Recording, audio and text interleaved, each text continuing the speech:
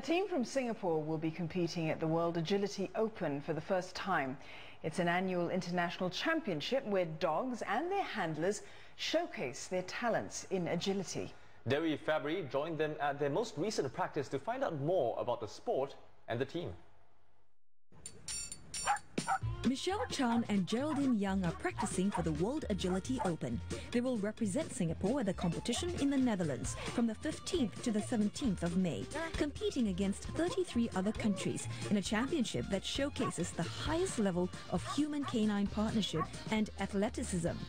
Similar types of dogs compete against one another in different jump height divisions. Handlers will have to navigate their dog through around 20 obstacles, and these include a tunnel, an A-frame, a seesaw and weave poles. It's a race where speed and accuracy will determine the winner.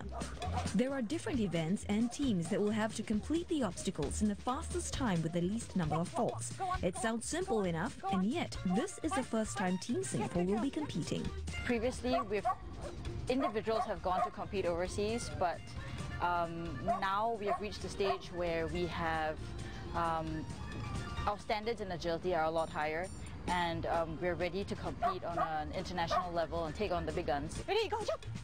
Interest in dog agility classes and competitions has grown locally over the past few years, with the dog owners looking to train their pooches in a variety of skills. It's a sport that canines of all shapes and sizes can take part in.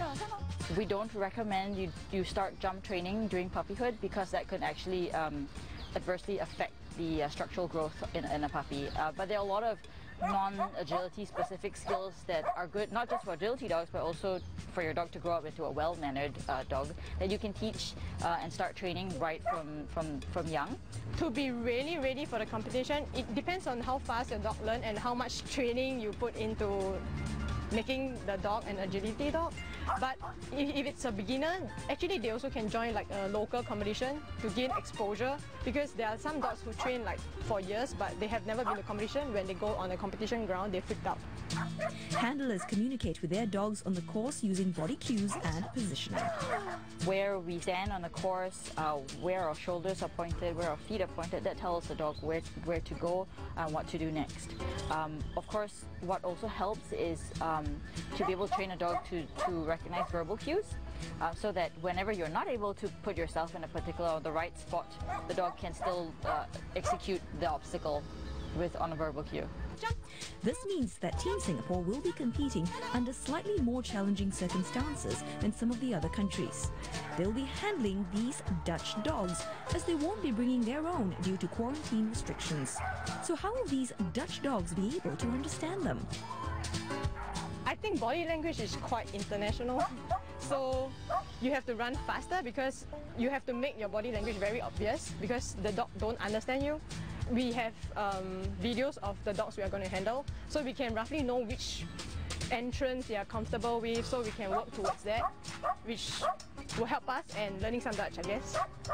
Whether they win or lose in the Netherlands, Team Singapore have already proved that they are champions of the agility scene here.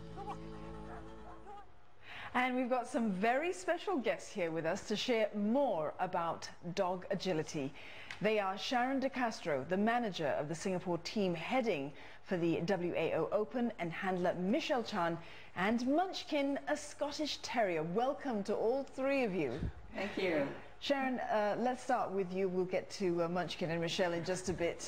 What comes first, dog agility or the handler's ability?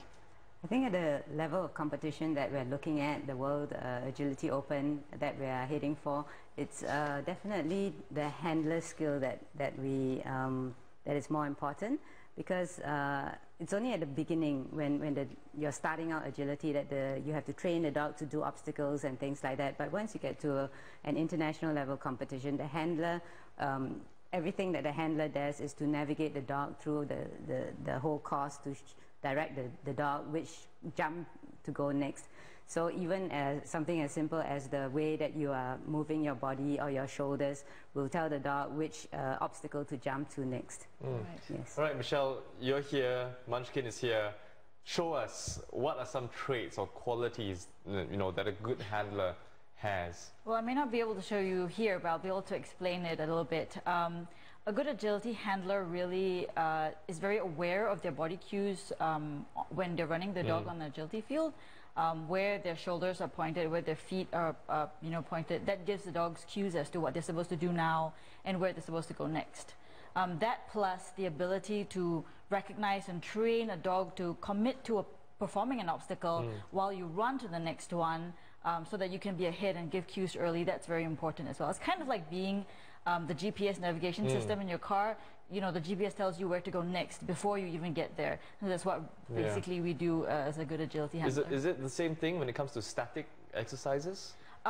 Static exercises does help to get the dog to learn how to perform something regardless of whatever you're doing.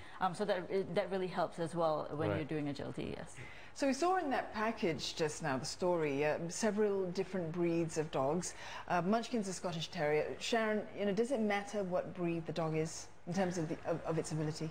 Yeah, well, any dog can do agility, but if you look at the top competitions, the preferred breed are usually the herding dogs, the working dogs, so dogs like Border Collies, Shetland sheepdogs, terrier group like Munchkin here, dogs that hunt or dogs that herd. These are the dogs with more drive, so they are usually preferred by agility handlers to join competitions.